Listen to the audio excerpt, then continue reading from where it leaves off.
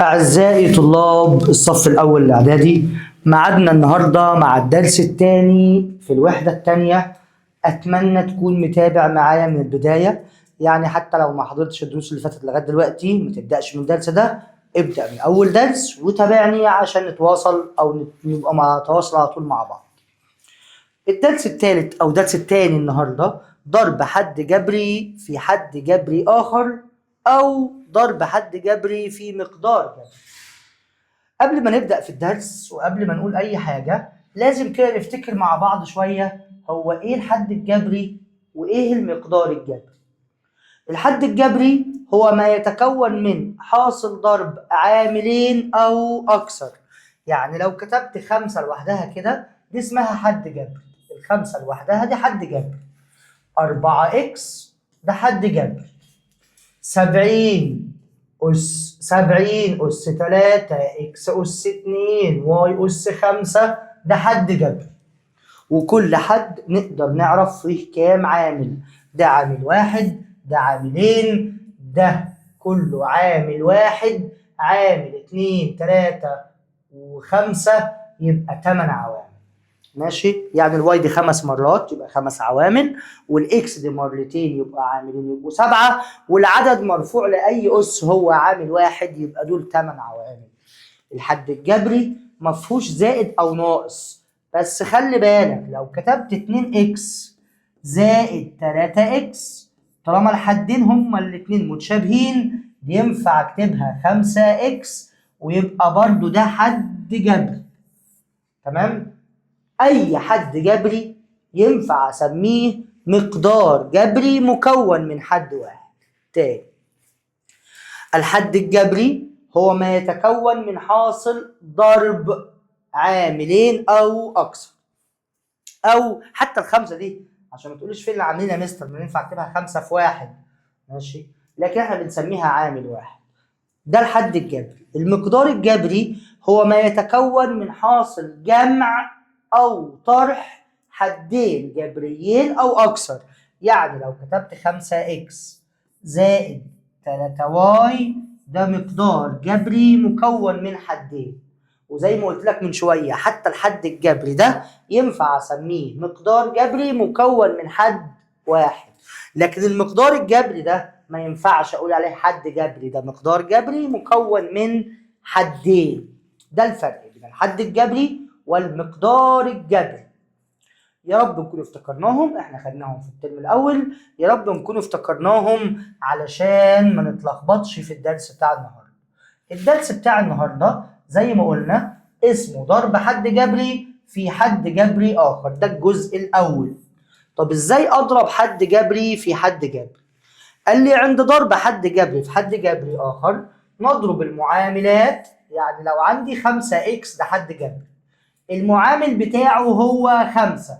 خلي بالك كلمة معامل غير عوامل الحد الجبري، ده حد جبري فيه عاملين لكن المعامل بتاعه هو العامل العددي اللي هو ال5. ولو مفيش ال5 خالص، لو كتبت واي لوحدها كده يبقى المعامل بتاعها واحد، بس الواحد في المعامل احنا مش بنكتبه، فلما الاقي الرمز لوحده يبقى المعامل بتاعه واحد، لا في عدد قدام الرمز يبقى المعامل بتاعه هو العدد ده. يعني 5x المعامل بتاعه 5. عند ضرب حد جبري في حد جبري آخر نضرب المعاملات، وخلي بالي وأنا بضرب المعاملات من قاعدة الإشارات، العددين موجبين أو العددين سالبين يبقى الناتج بتاعهم موجب، لا واحد موجب وواحد سالب يبقى الناتج بتاعهم سالب. يبقى الأول حاجة نضرب المعاملات. لو أنا عايز أضرب 5x أضربها في 3 أو خليها سالب 3y، يبقى نضرب الأول ال5 في السالب 3 فهيطلع سالب 15. أعداد في بعض عادي خالص ما فيهاش أي مشكلة. وبعد كده نضرب الحدود الجبرية أو الرموز في بعض، وأنا بضرب الرموز أخلي بالي من قاعدة الرموز المتشابهة عند ضرب الأساسات المتساوية. يعني لو الرمزين زي بعض نجمع الأسس، أخد رمز واحد ونجمع الأسس، بس في المثال ده إكس وده واي، إكس في واي بإكس واي على طول، يبقى ده سالب 15 إكس واي. يبقى احنا قلنا نقطتين دلوقتي، لما اضرب حد جبري في حد جبري نضرب المعاملات في بعض واخلي بالي من قاعده الاشارات، ولما اضرب الرموز اضرب الرمزين في بعض واخلي بالي من موضوع جمع الاسس لو الرموز زي بعض. امثله يا مستر عاوزين نشوف. اوجد ناتج كلا مما ياتي 2a في 3a تربيع. الاول هكتب يساوي واضرب المعاملات، ده موجب 2 في موجب 3 بموجب 6. وبعد كده a في a اس 2 الاساسات زي بعض، يبقى هاخد اساس واحد بس ونجمع الاسس. طب الايه اللي مالهاش اس يا مستر؟ مالهاش اس يبقى اسها واحد. واحد زائد 2 يبقى ايه اس 3، يبقى الناتج هو 6 ايه اس 3. الموضوع سهل. لو انا عايز اضرب 3 بي في 3 بي اس 3، فين في يا مستر؟ طالما ما فيش بين القوسين زائد ولا ناقص ولا على يبقى هي في. يعني لو ما كتبتلكش حاجه خالص بين الاقواس يبقى دول مضروبين. الضرب سهل وبسيط وما فيهوش مشكله لغايه دلوقتي. 3 في 3 ب9. بي في بي اس 3 يبقى بي اس 4. الرموز زي بعض او الاساسات زي بعض يبقى بنجمع الاسس، واللي ما فيهوش اس يبقى اسه واحد. الموضوع ماشي معانا كويس. نشوف المسألة اللي بعدها. سالب 4 ايه أس 3 في 3 ايه أس 5. الأول ده سالب وده موجب، سالب في موجب هيدينا سالب. 4 في 3 ب 12. ايه أس 3 في ايه أس 5 بايه أس 8، يبقى سالب 12 ايه أس 8 والسؤال خلص. المسألة اللي بعدها. ده سالب وده سالب يبقى الناتج هيطلع موجب. 3 في 2 ب6. ايه أس 3 في ايه بايه أس 4. بي في بي أس 2 ببي أس 3، يبقى 6 ايه أس 4 بي أس 3. أنا مش بخاف الحد بتاعي فيه كام رمز، يا رب يكون فيه مليون رمز، أنا ما عنديش مشكلة. أنا بضرب المعامل في المعامل والرموز في الرموز، والرموز اللي زي بعض هكتب رمز واحد وهجمع الأسس. يعني هنا ده بيساوي ده عدد موجب وده عدد سالب، هضربهم في بعض الناتج هيطلع سالب. 9 في 2 ب 18، واكس اس 3 في اكس اس 2 يدينا اكس اس 5، وواي في واي يدينا واي اس 2. جمعنا الاسس. طب هنا فيه زت وهنا مفيش زت، يبقى مش هضربها في حاجه بس تنزل زت اس 5 زي ما هي، يبقى سالب 18 اكس اس 5 واي اس 2 زت اس 5. والحل اهو. كل المسائل اللي جايه بسيطه وسهله. انت ما تسيبش مثال في الملزمه اللي المفروض انت محملها عندك ما تحلهوش. كل الامثله دي اهي. هنا بس هنخلي بالي ده موجب في سالب بسالب، 4 في 2 ب 8 اكس تربيع. هنا ما فيش اكس تنزل اكس تربيع زي ما هي. واي في واي تربيع بواي اس 3، زد تربيع في زد بزد اس 3. والموضوع بسيط. طيب نشوف باقي الامثله. باقي الامثله بتقول لي ايه؟ طيب ده بالنسبه لضرب حد في ضرب حد والموضوع خلص. هنشوف الموضوع اللي بعده اللي هو ضرب حد جبري في مقدار جبري. الموضوع الثاني ضرب حد جبري في مقدار جبري. احنا اتفقنا من شويه ان الحد الجبري ده حد واحد وينفع نسميه مقدار جبري ذو حد واحد. انا هضرب دلوقتي حد يعني مقدار جبري مكون من حد واحد في مقدار جبري مكون من اكتر من حد. وانا بضرب لو كده عندي مثلا 2 اكس مضروبه في دي اكس مش في علامه في مش موجوده معناها ضرب 2 اكس في 3 واي زائد 4 زد. ده حد مضروب في مقدار جبري. لازم الحد يتضرب في جميع حدود المقدار. اول حد ده يتضرب في اول حد ويتضرب برضه في تاني حد، ولو في حدود تانية يتضرب في كل الحدود. ازاي يا مستر؟ هنا زي ما اتعلمنا في ضرب حد في حد 2 اكس في 3 واي العدد في العدد ب6 واكس في واي باكس واي. ده موجب في موجب يدينا موجب. 2 اكس اخلي بالي من الاشارات دي، انا مش بكتبهم ورا بعض كده، انا مش بطبخ. ماشي. موجب في موجب ادينا موجب، ما كتبناهاش في الاول عشان الموجب ملهاش لازمه في الاول خالص، لكن بين الحدين لازم اكتب الاشاره. هضرب 2 في 4 ب8 واكس في زد باكس زد، وضربنا حد في مقدار، والموضوع سهل طالما انا فاهم الموضوع اللي قبله ازاي اضرب حد في حد. طيب اوجد ناتج كل مما ياتي. اول مساله 2a في 3a زائد b. الاول هضرب اول حد في اول حد، 2 في 3 ب6 وايه في ايه بايه اس 2، كان عندنا الاسس. موجب في موجب بموجب، 2 في 5 ب10 وايه في بي بايه بي، والسؤال خلص. يبقى 6 ايه تربيع زائد 10 ايه بي. التوضيح ده لحضرتك عشان تفهم احنا عملنا ايه، لكن مش مهم نكتب كل الخطوات دي في الامتحان. طيب السؤال اللي بعد منه، التاتا اكس ده حد جبري مضروب في مقدار جبري، هضرب اول الحد اللي بره ده في الحد الاول وهضربه في الحد التاني، ولو فيه تالت هضربه فيه، ولو فيه رابع هضربه فيه. هضرب الحد في جميع حدود المقدار. 3 في 2 ب6، اكس في اكس تربيع باكس اس 3، موجب في سالب بسالب، 3 في 5 ب15، وهنا مفيش رموز تنزل الاكس زي ما هي، يبقى 6 اكس اس 3 ناقص 15 اكس، والحل اهو.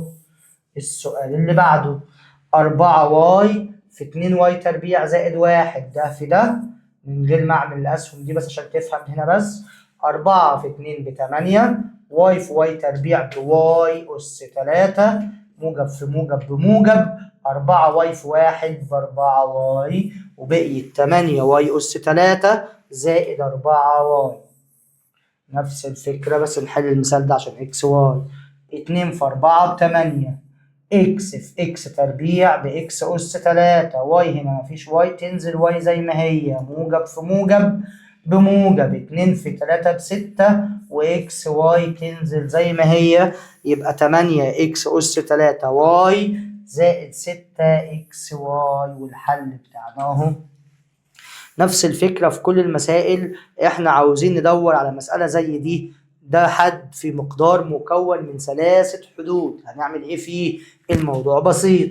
2 في 4 ب8، اكس تربيع في اكس تربيع باكس اس 4، موجب في سالب بسالب، 2 في 5 ب10، واكس تربيع في اكس باكس اس 3، موجب في سالب بسالب، 2 في 7 ب14، وهنا مفيش رموز يبقى ينزل اكس اس 2 زي ما هو، يبقى بقي 8 اكس اس 4 ناقص 10 اكس تكعيب ناقص 14 اكس تربيع، والسؤال خلص. الموضوع بسيط وسهل ومفهوش مشكلة، يا رب نكونوا مركزين وفاهمين. طيب السؤال اللي بعده بيقول لي ايه؟ برضو ده حد جبري في مقدار جبري مكون من 3 حدود، 2x في 4x تربيع ناقص xy زائد 5. طريقة الحل قدامك والموضوع سهل، مش محتاج اني اشرح امثلة تاني. طيب جالي سؤال زي ده وبيقول لي اختصر لابسط صورة. اختصر يعني اكتب لي المقدار اللي قدامك ده في الصورة الابسط. طيب الاول ده حد جبري مضروب في مقدار جبري، والمقدار الجبري المضروب فيه لغايه هنا بس، ومطروح منهم حد جبري تاني. انا هضرب عادي خالص، 3 في 5 ب15 اكس تربيع اهو، موجب في موجب بموجب، 3 في 3 ب9 اكس اهو، موجب في سالب بسالب، 3 في 2 ب6، وبعدين ناقص 15 اكس تربيع. احنا كده خلصنا الضرب، بس بعدين هبص فيه في حدود متشابهه ولا لا. واحنا قلنا زمان برضو مين هي الحدود المتشابهة؟ اللي فيها نفس الرموز بنفس الأسس. طيب أول حد 15 إكس تربيع، في هنا حد تاني اسمه 15 إكس تربيع، فدول زي بعض بالظبط، واحد موجب وواحد سالب هيضيعوا مع بعض، يبقى فاضل 9 إكس ناقص 6 المقدار بتاعنا. طيب اختصر لأبسط صورة، حلوة قوي. ثم أوجد ده سيبه في الاخر لغايه بعد ما نكتب في ابسط صوره نشوف هو عايز ايه مننا بعدين. طب ازاي نجيب في ابسط صوره؟ ده حد مضروب في مقدار زائد حد مضروب في مقدار. طيب نضرب الاول، 2 اكس في 3 اكس هيدينا 6 اكس اس 2، موجب في سالب بسالب 2 اكس في 1 ب 2 اكس زائد، والمفروض بعد زائد او ناقص نعمل قوس، لكن هي لو زائد القوس مش مهم قوي، بس مهم جدا جدا القوس ده لو الاشاره دي ناقص، عشان الناقص هتتضرب في كل اللي جوه القوس بعد كده. في الزائد مش مهم، بس عشان ما نتلخبطش سواء زائد او ناقص اكتب اللي بعدها في قوس ونضرب 3 اكس في اكس ب 3 اكس اس 2 موجب في موجب بموجب، و3 اكس في 2 ب 6 اكس. قفلنا القوس بتاعنا. الاول نشوف الحدود المتشابهه. 6 اكس اس 2 و3 اكس اس 2 عشان دي زائد يبقى 9 اكس اس 2 سالب 2 اكس وموجب 6 اكس يبقى موجب 4 اكس. ده المقدار بتاعنا في ابسط صوره اللي هو اهو 9 اكس تربيع زائد 4 اكس. بعدها قال لي ايه؟ ثم اوجد القيمه العدديه عندما اكس بتساوي 1. هقول له القيمه العدديه عند اكس بتساوي 1، وهشيل كل اكس في المقدار اللي انا جبته ده واحط مكانها 1. 1 هيبقى 9 في 1 تربيع زائد 4 في 1. 1 تربيع بواحد في 9 ب9 زائد 4 في 1 ب4. ترتيب إجراء العمليات الرياضية في المقدار ده اللي أنا جبته ده. بعد ما عوضنا بالواحد الأول نفك الأقواس، مفيش أقواس، نجيب قيمة الأسس. جبنا قيمة الواحد أس 2، الضرب الأول ولو في اسم نعملها مع الضرب، وبعدين نجمع 9 زائد 4 بيساوي 13 والمسألة خلصت. احنا مبسطين فوق البساطة بشوية. يا ريت تكون مركز معايا. في حاجة مش فاهمها عيدها تاني، مش فاهم برضو ابعت لي في التعليقات او ابعت لي على الواتساب. في الشكل المقابل اوجد القيمة العددية لمساحة المستطيل عندما اكس بتساوي 2. الاول لازم نبقى عارفين مساحة المستطيل بتساوي ايه. مساحة المستطيل بتساوي الطول في العرض اكس في واي، او الطول في العرض عشان ما نتلخبطش في الرموز بعد شويه. مساحة المستطيل بتساوي الطول في العرض. مساحة المستطيل بتساوي الطول في العرض. هو عايز المساحة وبعدين نبقى نعوض عن اكس ب2. الطول هنا مين؟ كل ده اكس تربيع زائد 3 اكس زائد 4 ده طول المستطيل. طب مين العرض؟ 5 اكس. انا عشان اجيب المساحه هضربهم في بعض، فهقول له 5 اكس مضروبه في اكس اس 2 زائد 3 اكس زائد 4، ونضرب 5 اكس في اكس تربيع هيدينا 5 اكس اس 3. ليه يا مستر انا نسيت؟ 5 في 1 ب5 واكس في اكس اس 2 باكس اس 3. موجب في موجب بموجب.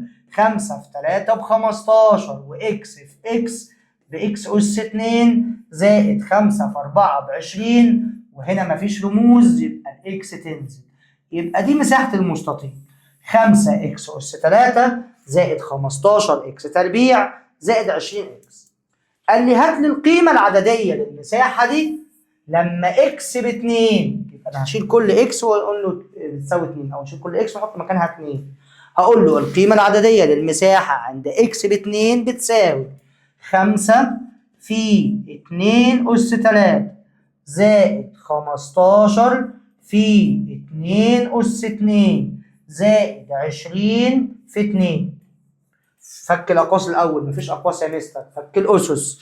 2 اس 3 ب8 يبقى 5 في 8 زائد 15 في اكس 2 اس 2 ب4 زائد 20 في 2 نضربها على طول تبقى 40.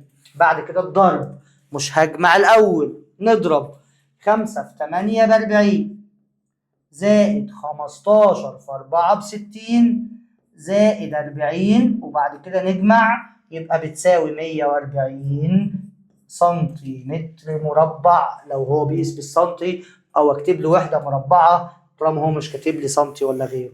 والمساحه هتطلع 140. ده المقدار قبل ما نعوض، ودي المساحه هنا وحده مربعه عشان هو مش محدد لي بالسنتي ولا بالمتر. يبقى 140 وحده مربعه عشان دي مساحه. المساحة وحدات مربعة، الحجوم وحدات مكعبة، المحيطات وحدات طولية فقط. طيب في الشكل المقابل أوجد مساحة المثلث. حلو قوي، احنا بنراجع برضو في الهندسة بتاعة الترم الأول. مساحة المثلث نص طول القاعدة في الارتفاع العمودي عليها. تاني، ولو انت مش عارف اكتب مساحة المستطيل الطول في العرض، مساحة المربع طول الضلع في نفسه، مساحة المثلث نص طول القاعدة في الارتفاع المناظر لها. وكلمة ارتفاع يعني عمودي، يعني ما ينفعش اخد ده ولا اخد ده. طيب مساحة المثلث نص طول القاعدة في الارتفاع، يعني نص في الارتفاع في القاعدة. في الضرب نبدل براحتنا، فهتبقى كده مساحة المثلث ده نص في 2 اكس في اكس تربيع اللي هي القاعدة زائد 3 اكس ناقص 1. نص في الارتفاع في القاعدة. طب الأول نضرب دول في بعض عشان يبقى ضربهم أسهل في اللي جوه. الاتنين دي راحت مع الاتنين دي، وواحد في اكس بإكس، فبقيت اكس في اكس تربيع زائد 3 اكس ناقص 1. اهو نضرب الحد اللي بره في المقدار اللي جوه. اكس في اكس تربيع باكس اس 3 زائد اكس في 3 اكس ب 3 اكس اس 2 ناقص اكس في سالب 1 بسالب اكس اللي هي ناقص اكس. ده مساحة المثلث من غير ما اعرف قيمة اكس بكام او بدلالة اكس. طب هو قال لي بعد كده انا عايز القيمة العددية للمساحة عند اكس ب2. هقول له القيمة العددية للمساحة عند اكس بتساوي 2 بتساوي 2 أس 3 زائد 3 في 2 أس 2 ناقص 2. 2 أس 3 ب8 زائد 3 في 4 اللي هي 2 أس 2 ناقص 2. 3 في 4 ب 12 زائد 28 ناقص 2، يبقى هتطلع معايا ب 18. والإجابة بالتفصيل مكتوبة هنا اهو، 18 وحدة مربعة، عشان انا معرفش هو بيقيس بالسنتي ولا بالمتر ولا بالكيلومتر. 18 وحدة مربعة. انت اكيد محمل الملزمة عندك، راجع تاني وبشويش، ولو مش فاهم راجع الفيديو تاني، ما فهمتش ابعت لي في التعليقات. هنا هو بيقول لي اوجد مساحة الشكل التالي. حلو قوي المثال ده. الشكل ده عبارة عن جزئين، ينفع اجيب مساحة الجزء ده لوحده واجيب مساحة الجزء ده لوحده ونجمعهم. بس انا ما درست الموضوع النهارده عشان ما اعملش كده. انا هجيب مساحة المستطيل ده كله مرة واحدة. الطول 2 اكس زائد واي والعرض اكس، يبقى اكس في 2 اكس زائد واي. نضرب اكس في 2 اكس ب 2 اكس اس 2 زائد اكس في واي باكس واي. طيب هو مديني قيمة اكس وقيمة واي؟ لا، يبقى هو كده 2 اكس تربيع زائد اكس واي.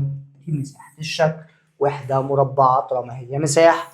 اوجد ايوه حلو قوي السؤال ده، وفيه ناس كتير بتشوفه وتتخض. انا مش عاوزك تتخض. هو عاوز مساحة الجزء الاسود ده، الجزء المظلل اللي هو الجزء الاسود ده.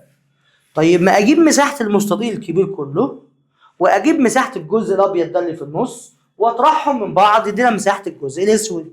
طيب مساحة المستطيل الكبير كله شامل الجزء ده، الطول في العرض اللي هو 3 اكس واضربه في المقدار ده زي ما هو ماشي، وبعدين هكتب ناقص واضرب 2 اكس العرض ده في الطول ده اللي هو 2 اكس زائد 3. تاني عشان اجيب مساحة الجزء المظلل هجيب مساحة المستطيل الكبير كله وهنقص منها مساحة الجزء المش مظلل ده. طيب مساحة المستطيل الكبير كله كام؟ 3 اكس في اكس تربيع زائد 3 اكس زائد 9 ناقص الجزء الصغير ده بكام؟ ب 2 اكس في 2 اكس زائد 3. ونفك المقدار ونحطه في ابسط صورة. الاول 3 اكس في اكس تربيع يدينا 3 اكس اس 3 زائد 3 اكس في 3 اكس ب 9 اكس اس 2، المعامل في المعامل والرموز بنجمع الاسس، زائد 3 اكس في 9 ب27 اكس، ناقص 2 اكس في 2 اكس، نفتح قوس يا مستر قلت بعد الناقص 2 اكس في 2 اكس، الناقص دي خلاص نسيناها اهي، 2 اكس في 2 اكس ب4 اكس اس 2 زائد 2 اكس في 3 ب6 اكس، الناقص دي مضروبه فيهم كلهم، فهتبقى كده 3 اكس اس 3 زائد 9 اكس اس 2 زائد 27 اكس ناقص 4 اكس تربيع ناقص 6 اكس. الضرب كده بتاعنا موضوع الدرس النهارده خلص، بس لسه الاختصار ده اكس تكعيب، في حاجه تانية فيها اكس اس 3 او اكس تكعيب؟ لا، فينزل زي ما هو 3 اكس تكعيب، وبعدين موجب 9 اكس تربيع، وعندك سالب 4 اكس تربيع، يبقى موجب 5 اكس تربيع. طيب 27 اكس وهننقص منها 6 اكس، يبقى موجب 21 اكس، والاجابه اهي 3 اكس تكعيب زائد 5 اكس تربيع زائد 21 اكس. الموضوع سهل وبسيط وما فيهوش اي مشكله. التدريبات اختصر لابسط صوره، انا هحل اول تدريب معاك وانت حاول تحل الباقي لوحدك. 2 في 3 ب6 اكس تربيع زائد 2 في 2 ب4 اكس، موجب في سالب بسالب 2 في 2 ب4، ده كله ناقص 5 اكس تربيع. الضرب خلص بس لسه فاضل الاختصار، 6 اكس تربيع ناقص 5 اكس تربيع هيدينا اكس تربيع واحده زائد 4 اكس ناقص 4، وده ابسط صوره للمقدار بتاعنا. طيب التدريب اللي بعد كده، هنا بيقول لي ايه في التدريب اللي بعد كده؟ اوجد قيمه المقدار ده في ابسط صوره، ثم اوجد القيمه العدديه عندما اكس بتساوي 1. انا ماليش دعوه بالجزء ده غير لما احط ده في ابسط صوره. الاول نضرب ده الحد في المقدار ده، وبعدين نضرب الحد ده في المقدار ده ونجمع.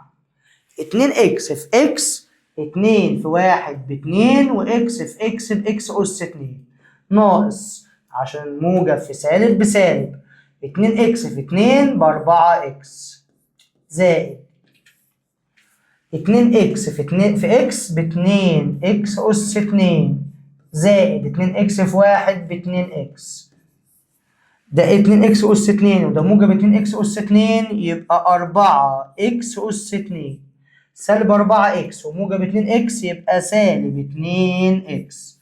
ده المقدار في ابسط صوره. هقول له القيمه العدديه عند اكس بتساوي 1 اللي هو جابها لي، هشيل اكس واحط مكانها 1 يبقى 4 في 1 تربيع بواحد ناقص 2 في 1 ب2، 4 في 1 ب4 ناقص 2 يبقى ده كله بيساوي 2 والسؤال خلص. اوجد مساحة الشكل التالي، العرض ب2 اكس هضربها في الطول اللي هو 3 اكس زائد 2 واي اللي هو الطول كله، وهفك المقدار وهضربه. الموضوع سهل وبسيط. طيب السؤال اللي بعده او الموضوع اللي بعده، او نشوف الدرس خلص مفيش حاجة تاني، ده الواجب بتاعنا. ان شاء الله تحله لوحدك وترجع لي الحصة اللي جاية نحله تاني مع بعض وتقارن اجاباتك باجاباتي. ما تستهترش وما تكسلش وما تراكمش دروسك على بعض، احنا بدأنا بدري شوية عشان ما نضغطش نفسنا في الاخر. ابدأ من دلوقتي، كفاية لعب، احنا لنا اسبوعين اجازة، ابدأ واحضر الدروس اللي فاتت وان شاء الله بالتوفيق وهنجيب اعلى الدرجات.